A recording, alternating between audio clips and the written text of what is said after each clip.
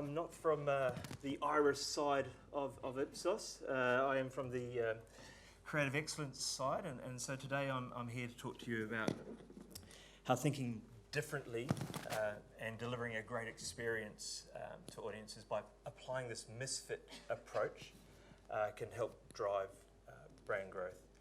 So, as suggested, I'm Hayden. I lead the service line for creative excellence. What that means for really is it's mainly pre-testing, and I spend most of my time in that world. The joke setup you'll notice in the title, and this is probably going to be the longest joke setup in history, 20 odd minutes and counting. And if you've got AI bingo, I can assure you that there'll be some form of AI in there. Alrighty. So where does the evidence come from? Where do we actually talk to, and where do we find out about all this information? So Ipsos globally in Australia, we've tested over 100,000 ads, so we understand the experiences and the advertising effects of a wide array of ads, and that is my day-to-day role, helping brands make the best advertising they can, helping them optimize it more often than not before going to air. And today really what I want to try to understand is what does creativity mean in the sense of advertising, and how, if at all, or where can we identify generalizable results about how to drive brand growth. Some other evidence coming from actual consumers. I know, shock, I know, but we tap into their sense of what they think about creativity and advertising, and then we also lean on these misfits. And I think this is probably the area that I'd talk to most in terms of the style of, perhaps not the stereotypical misfit that you know and love, but more the content creators, the innovators, the entertainers. What can we learn? What could they actually help with this discussion about creativity in advertising?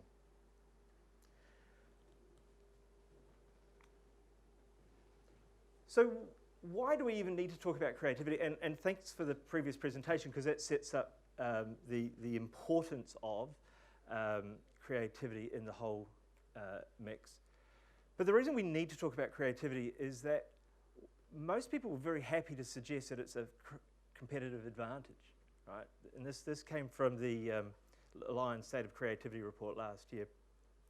Nearly 7 in 10 said, yeah, it's a fantastic competitive advantage. But only about 12% said they were extremely confident to take that evidence to the CFOs, the boards, to actually get it, to sell it in. So we have this creativity gap. I look at this sort of essentially like my son's perception of his soccer playing ability and his ability. I can say that because he's not here and he won't see the recording. But I don't make my kids watch this stuff. But so this is a big issue, right? This sense that we have this creativity gap. But why? Why do we have this lack of evidence to take to the board? Well, the biggest problem is actually us. It's you and me. Often we favour the safe and familiar. We gravitate, and when we make decisions, we reference past experiences, which makes a lot of sense, and it's worked very well for us in the past, right? If we think about making a decision, cave times, and you have a lovely, juicy, delicious apple in one hand and a brown, spiky, fruit-like thing with blue sap coming out of it, well, you're going to gravitate towards the safe and familiar because the last time you ate it, it didn't kill you, it was really nice. Versus the other one carries some risk, right? So it makes sense that we might gravitate to things that are quite familiar. And so that's, so when we look to make decisions, that we suddenly favour those things that are familiar. And how does this play out in an advertising sphere?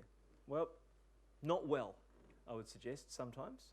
As marketers, we tend to favour the safe and familiar when we're creating advertising. We tend to lean towards those category codes that we've used before, and the worst example is where you suddenly look exactly like the rest of your competitors. So car advertising, you will have seen them going through the windy roads, the features and the tech, and the beer advertising, focusing on the condensation in the pop of the beer lid and so on. It all starts to look like a near identikit of each other. So what has the ad industry done? What's their response to this sense, this gravitational pull to safe and familiar? Well, their response is that they talk about it, they try to highlight what is different about it. And so they will use terms like chaos, disturbing, try to define what creativity it is, or breaking things. So Bill Bernbach was he famously talked about how artists would break rules and nothing memorable ever came from a formula. He was clearly not much of a student of physics and Einstein, but that's beside the point. But the problem with these sort of words is that actually it's almost suggests the risky nature of advertising as soon as you start talking about things and breaking things and so on. And we have this real tension at play between the human need to be comfortable and make familiar decisions and trying to be less risk averse. So that this tension exists. How do we propose we might solve this? Well, this is when we shockingly talk to real people, and we interviewed globally around 20,000 people and asked them, and I get it, we can't really rely on these people all the time for a response, but it's well worth understanding what they see and what they understand to be creative advertising. And I can't see it, maybe you can. Oh, yeah, you probably can. We asked them to write the words which suggested creativity, and so they did talk to things like unique and difference, and that was a massive part of it. And so that's clearly aligns to a traditional sense of creativity and the sense of originality and difference.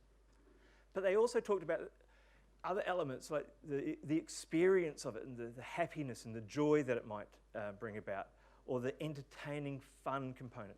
But they also then talked about it in terms of it's informative, so the sense of actually some value that they got from it as well. So creativity is not simply the preserve of originality or difference. This sense of value comes into it as well. And so which led us to make a slightly more nuanced, human-centric definition of creativity, which would be an original, different experience that delivers value to the audience. They have to be able to get something out of it, and hopefully you're getting something out of it now. So, but that's what we want to be able to do within this creative preserve, that we're not just focusing on difference.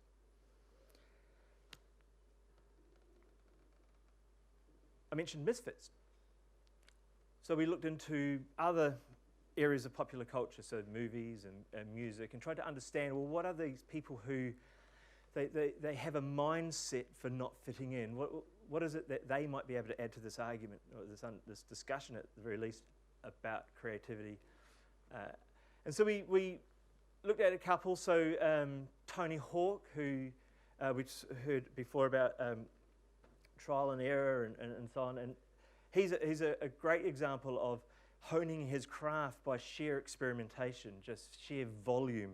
You can also look to the music industry, well, the Mozart, the Bachs, the Beethoven's era, who obviously true geniuses, but between them produced about 2,000 pieces of work. So a lot of creativity is blood, sweat and tears and just sheer volume for trial and error. So this is almost my day-to-day, and this is probably sometimes I feel that one of the key benefits of pre-testing advertising is that sense. This is when you actually can say, hey, this might be risky, let's just test this, or we're pushing the boundaries here, there's test and learns and iteration and learning over time. So that's one element that we can learn from them. Another one is David Bowie, who was perhaps one of the leading proponents of looking to other things for inspiration and then reapplying it for his own work. So his first commercial hit, Space Oddity, was it's almost not a retelling, but used large portions of the Apollo 11 landing fused with Stanley Kubrick's 2001: A Space Odyssey, and utilising and incorporating the different influences and incorporating that into his own music. He weirdly learnt how to mime, which seems really weird, but actually in a sense was quite a great way to help understand how to use his body and his performances in art as well. So a really great way to understand how to borrow and apply. From an advertising perspective, some great examples. Obviously 1984, probably the most famous ad in the world, that borrowed from the 1984 book to retell the story of Apple versus IBM.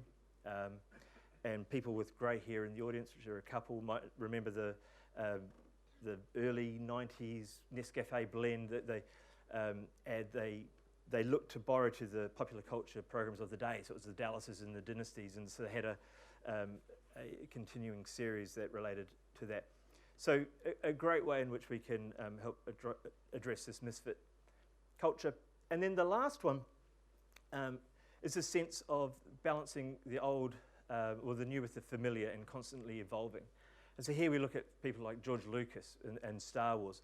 And so if you haven't seen Star Wars, I do apologise because I'm about to kill the plot line for you. But there's a really interesting component here about Star Wars, and I'm not pretending to do an in-depth analysis of Star Wars and why it's successful. So hold your horses.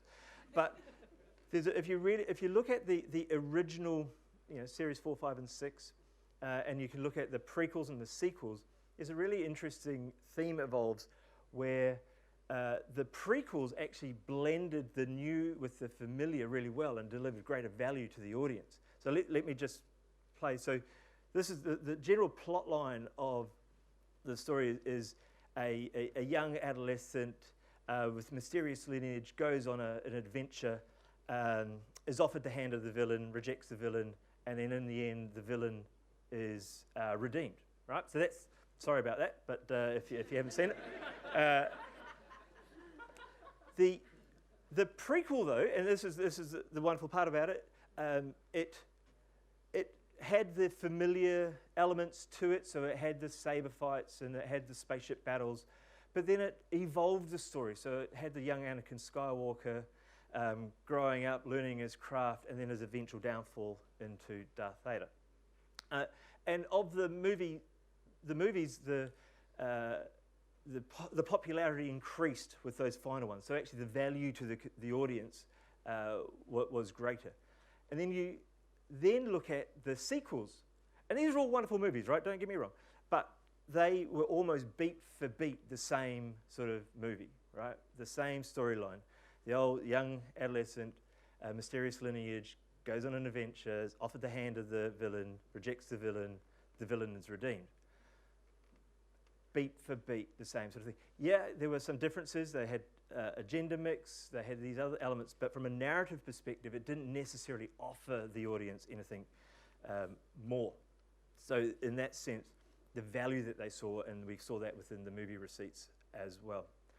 So a sense of blending the old and the new, perhaps from an advertising perspective, I think the Budweiser What's Up campaign is probably one of those that best represents that in terms of the evolution. The very first ad back in '99, offered a familiar environment of mates watching football, adding the new with the catchphrase, and then over years that campaign evolved further, different familiar environments.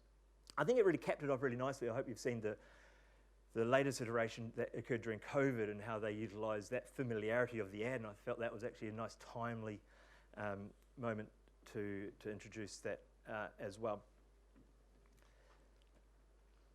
So, like Mahir, I like asking questions. Good time to leave, Mahir, but yeah, good on you. Yeah. Or whatever. Yeah. So yeah. That's all great, Hayden, but how does that actually relate to advertising and the measures that you've collected? Well, so what we have done, and so this really relates now to the advertising experience. Before we use the people, we talk to people about their understanding of creativity, but let's understand now how people experience advertising. So we looked at 1,700 of our ads within our database to understand, well, how do people actually experience ads, and can we see the same patterns emerging in terms of creativity, mixing of the familiar and the new, and adding value to the experience. And it would be an odd time to say no, that we can't, so that it's pretty clear. The first experience we see is a creative experience. So essentially that's people saying, hey, really like that, it's unique, it's different, I'm going to talk about it. And that really that aligns pretty quickly and easily to the sort of original creative, he's falling over, initial creative definition that we had in terms of difference and innovation and so on. Well, there's also another experience there that was more the creative idea, and this is saying, yep, that's informative, that made me change how I felt about the brand. This brand is different. So they align pretty nicely to the creative experience.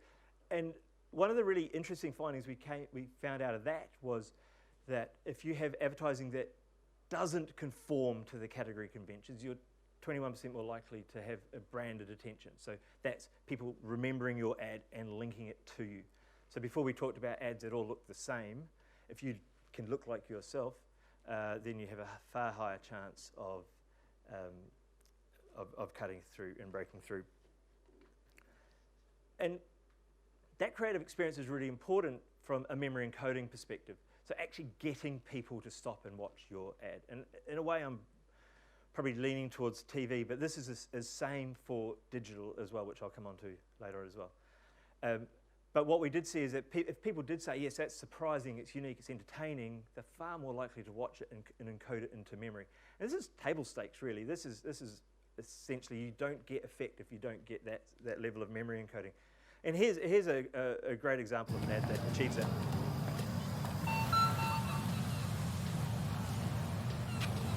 Señor Peck. Buenos días. James Bond.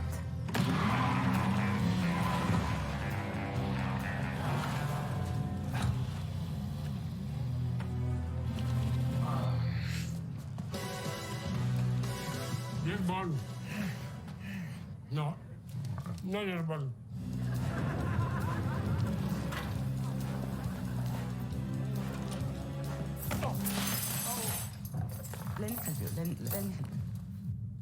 I think you have my passport. Daniel Craig? Nice try, Mr. Bond. Can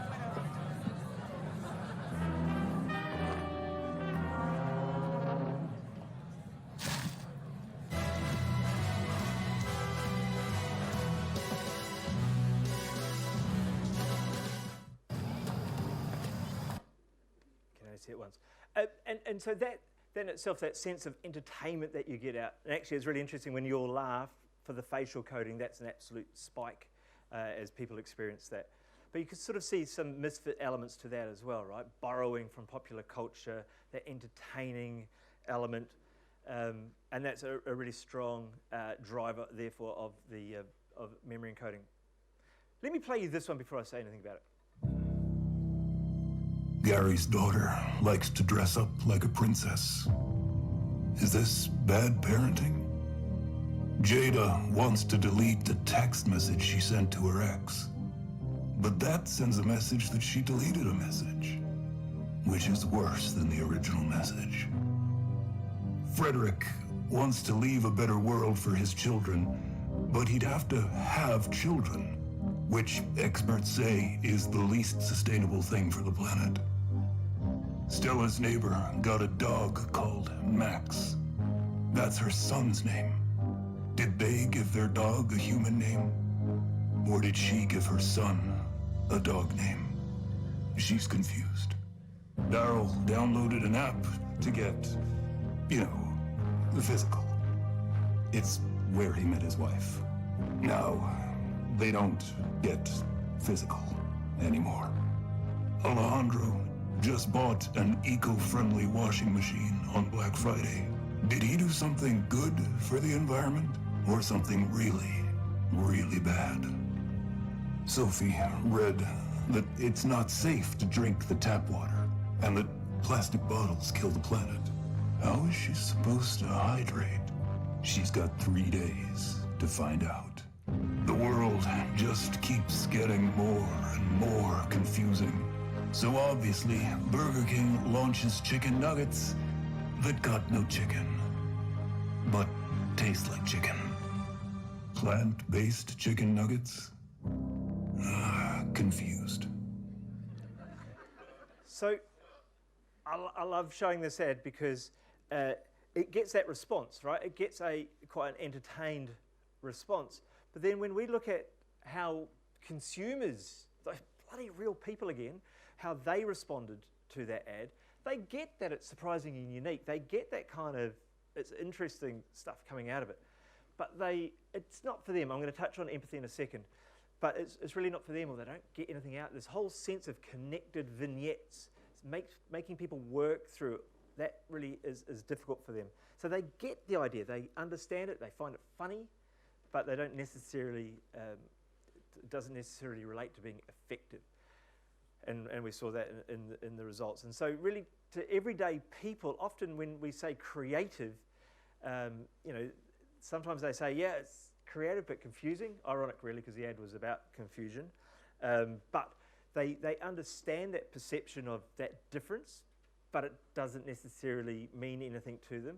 Or they might find it creatively yet polarizing, like the Samsung Spider ad. There's one from Penny in Germany. It was highly resonating, quite emotive ad, but zero connection to the brand.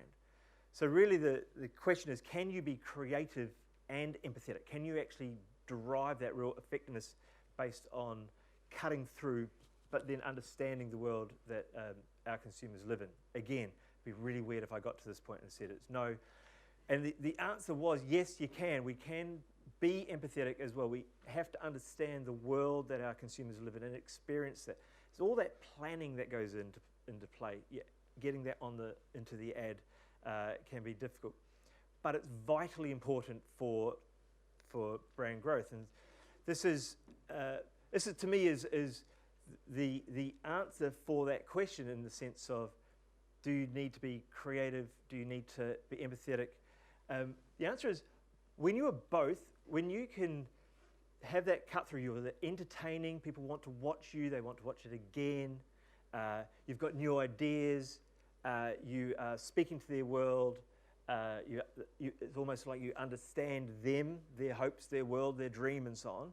You get that combination, then you get a 20% jump in what we call our creative effect index. I'm not here to sell you that, but it's our measure of in-market effectiveness. So having an ad that cuts through in a branded way that changes behavior. But if you're just creative alone, if it's only noted as creative, it's 10% lower chance to cut through and be effective. So sometimes we get caught up in that sense of, it's interesting, people talk about it, it's therefore effective. And I've always find Burger King quite an interesting example, because probably one of the most lauded, applauded creative brands around the world, but this is not an odd outtake. Well, that wasn't an odd outtake for them. But here's an ad that's probably one of my favorite, and I'm glad my wife's not here. She makes me cry when I watch this one, but I'll leave it to you. Every morning at 4:30, you hear the cooks hop on the floor. It's hard times in the mill, my love, hard times in the mill. Every morning just at 5, gotta get up, dead or alive. It's hard times in the mill, my love, hard times in the mill. Every morning right at 6, don't that old bell make you sick? Hard times in the mill, my love, hard times in the mill.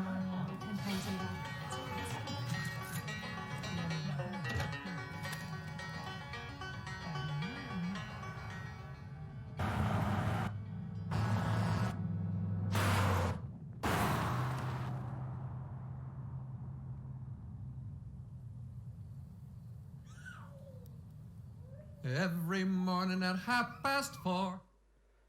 And to me, that's a great example of an entertaining piece of content that you want to watch, and you'll watch it again. It's demonstrating the lives of these young parents who are going to sleep. Even if you do not have kids and never been through that experience, you understand what it's like to be tired and falling asleep at the wheel, potentially. So there's a universal element of human truth there. It's teaching you something new. in a fairly three-dimensional way, right? This demonstration of that product benefit is far better than just simply showing a couple of nifty Apple Play gadgets in a car. So this is, to me, is one of the better examples of how we fit this sense of creativity and this misfit advertising together. And it's not just the preserve of the of TV. We talked about before about made-for-purpose digital. Often advertisers are left with a choice with the TikToks or the YouTubes of the world, where they might have to say, well, look, let's just quickly brand it early up front because that's the only real estate people are going to watch. Or we go, let's disrupt them to make sure that they do watch. And here's an example where you properly utilising the format.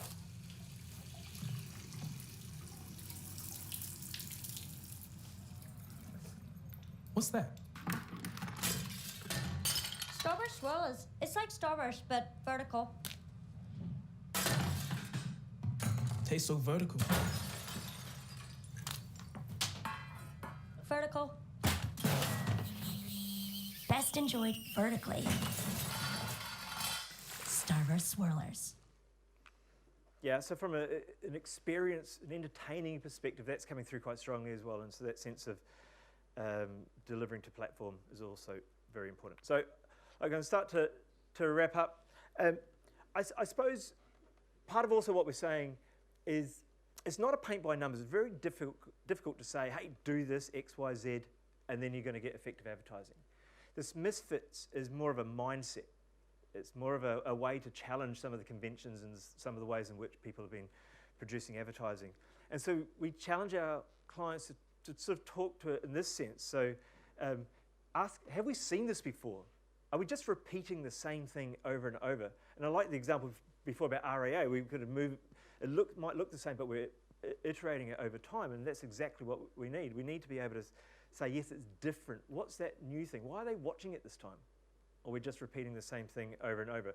You know, are we entertaining our audience? Are we delivering a really strong experience for our audience? Or are we just boring them senseless and they're going to ignore it? You know, so that, but in this world where we've got so much fragmentation, we can't afford to do that because it's bloody expensive otherwise. You know, are we finding, is the experience relatable? Is it people first? Are we sort of living in their world? You know, are we talking to their challenges, their hopes, their dreams? Are we telling them something new? Is there anything that, are we presenting it as different? And I haven't even started to talk about brand linkage. That's a whole different area, but clearly distinctive assets play a large role in that as well, but we do not have time for that. So that's where I end with the sense it's a misfit mindset, and I do obviously have 1 second left, and I did start with the joke, and you know that time when you start with a joke and you don't have an ending for the joke, and you come to a conference and you're like, shit. Well, that was my life, and luckily, obviously AI, ChatGPT. So at least we can blame that. And yeah, let's just say, okay, Tony Hawk, George Lucas, and David Bowie walk into a bar. Hawk offers to design a skate ramp. Lucas starts shooting for a new Skywalker saga. Bowie puts it all together in a song titled Bar Wars, The Hawk Awakens. So I think the creatives are safe. AI is not going to take your job. I think we're okay. Right.